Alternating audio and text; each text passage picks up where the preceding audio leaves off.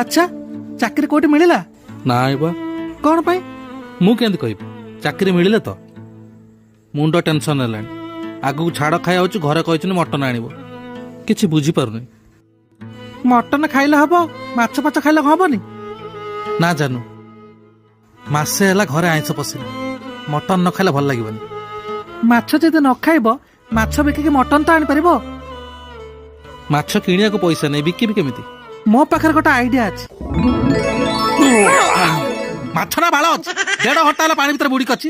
କହିଲା ମାଛ ଧରିବ, ମାଛ ବିକିକି ମଟନ କିଣିବ। କି ବାଜେ କଥା! ମୁଁ କଣ ମୋ ପାଇଁ ଆସିଥିଲି? ମୁଁ ତମର ପାଇଁ ଆସିଥିଲି। ଏବେ କଣ କରିବା? 1.5 ଘଣ୍ଟା ହେଲା ପାଣି ଭିତରେ ବୁଡିକି ଦରାଣ୍ଡୁଛି, ପଡୁନାହିଁ। କାହିଁକି? ଏବେ ପରା ତୁ ମତେ ନାଲି ଆଖି ଦେଖଉଥିଲୁ, ଶଳା ଗରିବ। କେହି ଦେଖିନାହାନ୍ତି, ଚାଲ ପଳେଇବା, ନହେଲେ ଲୋକ ଦେଖିଲେ ହସିବେ।